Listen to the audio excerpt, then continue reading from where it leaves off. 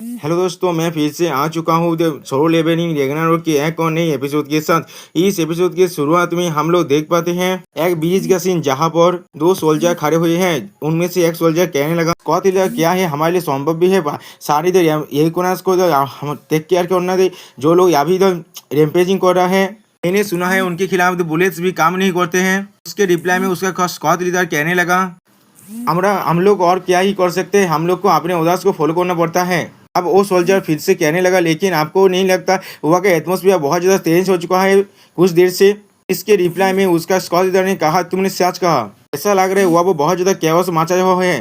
और फिर हमें दिखाई देते व्हाइट टाइगर गिल्ड लीडर को, जिसने आसानी से बहुत सारे क्रिमिनल को अपने एक ही पांच से मार डाला, और दूसरी तरफ सांगसो, जिसने भी आसानी से बहुत सारे क्रिमिनल को मारने लगा। और दोस्तों सच में यहाँ पर सांगसो को कुछ ज़्यादा बेसी कूल लग रहा है। और फिर वो दोनों अपने पावर को रिलीज करते हुए एक दूसरे को एक पोज देने लगा। अब बायोक उन्होंने एमसी से पूछने लगा, एक सामन टाइप स्किल होने के बाद भी तुम्हारे पास इतनी ज्यादा पावर है, जैसा एक्सपेक्टेड था कैप्टन सांग इल हांस प्राइज से। अब ये सुनने के बाद एमसी अपने मन में कहने लगा, किसे मालूम था व्हाइट टाइगर जो गिल्ड के जो गिल्ड मास्टर मेरे ग्रैंडफादर के जूनियर थे, जब वो लोग फायर फाइटर थे। अभी एमसी बायोक उन्होंने कहने लगा, आप भी बहुत ज्यादा अमेजिंग है गिल्ड मास्टर बायोक उन्होंने हंटर्स आर रियली डिफरेंट। ये सुनने के बाद बाइक हुनू कहने लगा, तो मुझे सिर्फ अपने अंकल को हो। और फिर एमसी तो उससे पूछने लगा, अभी के लिए मैं चारों तरफ तो नॉइजली रेंसेकिंग कर रहा हूँ जैसा आपने मुझे कहा था, लेकिन इसके वजह से सारे विलेन अभी छुप नहीं जाएगा। ये सुनने बाद बायो को उन्होंने हंसते हुए एमसी से कहने लगा, ऐसा लग रहा है तुम रेस्क्यू स्क्वाड के एक न्यूबी हो। ये सुनने के बाद एमसी अपने मन में कहने लगा, लेकिन मैं रेस्क्यू स्क्वाड का मेंबर नहीं हूँ। अभी बायो उन्होंने अपने पावर को रिलीज करते हुए एमसी से कहने लगा, हमारा असली काम विलेन्स को मारना नहीं है, यहाँ पर सही कहा ना मैंने, वो है सारे इंसानों को बचाना।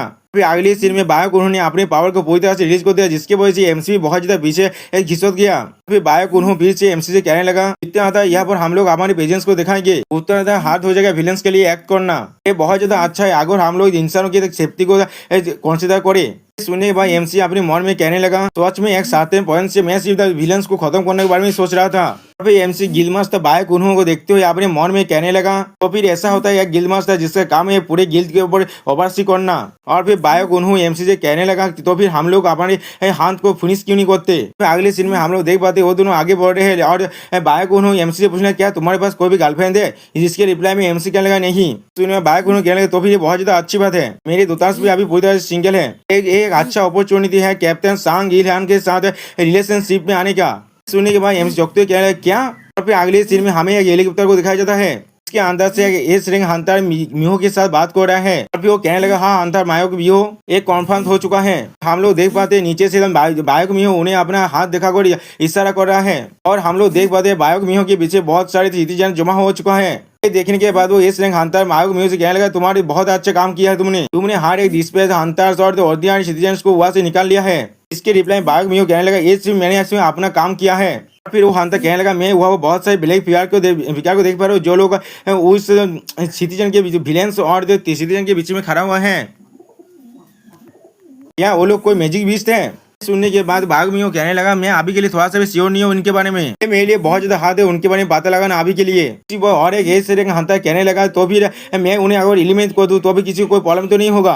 सुनने के बाद वो एस रैंक हंटर थोड़ा सा चौंक गया। फिर वो एस रैंक हंटर उस हेलीकॉप्टर गेट को खुलते हुए कहने लगा, मैं इन सभी को एलिमिनेट कर दूंगा विलेंस के साथ। दोस्तों मुझे अभी इसका नाम थोड़ा सा भी याद नहीं आ रहा है। वो और एक हंटर उसे रोकने के लिए कहने लगा, लेकिन उस हंटर लिम्ब ने वहां से जाम कर दिया है। देखने के बाद वो हंटर कहने लगा, ये क्या हो रहा है। तो अगले सीन में हम लोग देख पाते हैं हंटर लिम्ब तायोक को नीचे गिरते हुए, फिर वो अपना एक विशाल स्किल की मदद से उन सभी शैडो सोल्जर्स के ऊपर निशानी लगाने लगा। तो दोस्तों आप लोग भी देख सकते हैं उसका रेंज कितना ज्यादा है, एक साथ बहुत सारे निशाने को लगा सकता है। फिर अगले सीन में हम लोग देख पाते वो अपने बो के अंदर से बहुत सारे एरो को छोड़ने लगा, और वो सारे एरो जा कर सारे शैडो सोल्जर को लगने लग गया। इसके वजह से हम लोग देख पाते हैं बहुत सारे शैडो सोल्जर वहाँ पर खत्म हो जाता है।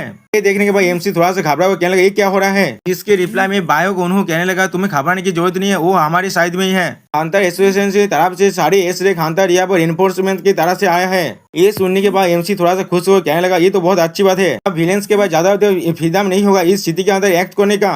हम लोग देख और उसी वक्त हम लोग देख पाते हैं हंटर लिम ने सांगसो को देख लिया है। इसके वजह से वो बहुत ज्यादा गुस्सा हो गया है। फिर अपने पावर को रिलीज करते कहने लगा, मैंने तुम्हें ढूंढ लिया सांगसो। फिर वो अपने भाई गिल्ड मास्टर के फ्यूनरल को याद करते हुए कहने लगा, अगर तुमने स्टार पाउडर को डिस्ट्रीब्यूट नहीं किया होता तो फिर वो जिंदा होता। फिर वो अपने पूरे पावर के साथ हांता सांगो सुहो पर अटैक करने लग गया। फिर अगले सीन में हम लोग देख पाते हैं ताकतवर एरो हांता सांगसो की तरफ आगे बढ़ने लग गया। देखने के बाद एमसी थोड़ा सा चौंक गया। तीन बाघों को उन्होंने आसानी से उस एरो को अपने एक हाथ से रोक दिया। ये देखने के बाद हांता लिम बहुत ही स्पीड से उनके कोड़ी बाने लगा। और फिर हांता बायो कुन्हो से कहने लगा तुम एक वांटेड क्रिमिनल के साथ क्या कर रहे हो। ये सुने हुए हांता बायो कुन्हो उसे समझते हुए कहने लगा यह बस शायद कोई मिसअंडरस्टैंडिंग हो रहा है, पहले हम लोग को बात करना चाहिए। इसके रिप्लाई में हांता लिम कहने लगा यही वो है जिसने अपने बात करने के चांस को रिफ्यूज कर दिया था, एसोसिएशंस के साबुन को डिक्लाइन किया था और वहां से भाग गया था। वो एक विलेन है। सुने पर घाबरा को बायो कुन्हो कहने लगा उसे एक विलेन कहना, वो भी किसी भी बयान के बिना ही। मैं समझ पा रहा हूँ तुम लिंग मियो सिंह के प्रति बहुत ज्यादा कंफ्यूज हो चुके हो, लेकिन सो इंसान को बचाने की कोशिश कर रहा था सिर्फ। अगले से बाबू गुनहो कुछ देखने के बाद बहुत ज्यादा चौंक गया। और फिर हम लोग देख पाते हांता ली अपने पावर को रिलीज करते सुबह से पूछना तुम्हारे क्या रिलेशनशिप है बायो गुनहो के साथ। सुनने पर हांता बायो गुनहो भी अपने पावर को रिलीज करने लगा। और फिर वो फिर से अपने वायर फॉर्म में आ गया और कहने लगा ऐसा लग रहा है बातें सिर्फ तुम्हारे काल के अंदर नहीं जा सकता, मुझे तुम्हें पहले शांत करना पड़ेगा। और फिर वो दोनों ही अपने अपने पावर को रिलीज करने लग गए यहाँ पर। इसके वजह से उन दोनों के पावर के बीच में यहाँ पर क्लैश होने लग गया और उसका अवतार भी इतना था एमसी भी पीछे हटने लग गया।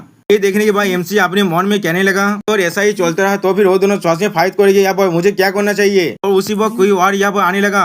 वो यहाँ पर आने पर कहने लगा हर कोई थोड़ा सा शांत हो जाओ। और हम लोग देख पाते ये भी एक और एक गिल मास्टर है। इस तरह के क्राइसिस के अंदर तुम दोनों हंटर्स यहाँ पर क्या कर रहे हो। इन लोगों को देखने के बाद एमसी थोड़ा सा घबरा तो कहने लगा यहाँ पर इतने सारे एस रैंक क्या कर रहे हैं, यहाँ तो भी एसोसिएशन का चेयरमैन थे वो जो जिन चियोल भी है। अब उन्हें देखने के बाद बायो गुनहो कहने लगा अब ऐसा लग रहा है मैं किसी के साथ थोड़ा सा बात कर सकता हूँ। तुम लोग देख सकते हो सुओद गैंसान है मेरे कैप्टन का जिनका मेरे ऊपर बहुत सारी एहसान है, इसलिए मैं उसके लिए भावुक कर सकता हूँ। सुनने के बाद हम लोग देख पाते वो लोग कुछ भी नहीं समझ पाते और उन पर गुस्सा करने लगा। और ये सुनने के बाद बायो गुनहो से कहने लगा सिर्फ क्योंकि वो एक रिलेटेड है किसी ऐसे बांधे से जिसे आप लोग जानते थे जो आप रेस्क्यू स्क्वाड में थे, आपको अच्छी तरह मालूम है ये थोड़ा सा भी कन्विक्शन नहीं है, मैंने सही कहा ना। ये सुनने के बाद बायो गुनहो कहने लगा मीहो। और उसी बहुत और एक अंदर कहने लगा मैं लिम तायुक के साथ पूरी तरह से एग्री करता हूँ, यहाँ पर कोई भी ऐसा रीजन नहीं है हमारे पास उस पॉजिटिव को गिरफ्तार ना करने का जिसने हमें वितरित किया है हमारे स्टाफ को। यहाँ तो भी हांता जो चोई जो जिंग जोंगहिन तुम भी।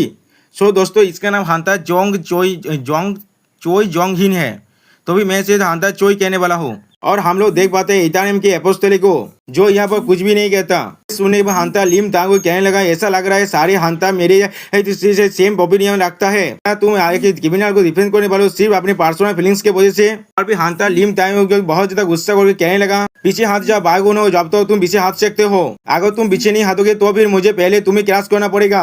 सुनने के बाद हांता बागो न थोड़ा सा घबरा कर उनसे कहने लगा लेकिन फिर भी मैं यही कहूंगा यहाँ पर जाते पहले बात करना चाहिए हमें। और एक हांता कहने लगा मुझे भी ऐसा ही लगता है हमें यहाँ पर बात करना चाहिए। ये सुनने के बाद हांता बायो कुन्हो और एमसी बहुत ज्यादा चौंक जाता है, बाकी से हांता भी थोड़ा सा चौंक गया। या तो लिम ताइग्यो भी कुछ भी समझ नहीं पाता। फिर हमें बताया था ये हांता कोई और नहीं चेयरमैन और जिन चूल है। अब चेयरमैन वो एमसी से पूछने लगा क्या तुम अपने इनोसेंस को प्रूव कर सकते हो। हांता सांग सुहो। और दोस्तों यहाँ पर इस वीडियो का दी एंड होता है। प्लीज सब्सक्राइब माय चैनल और like and share this video. Bye bye sayonara.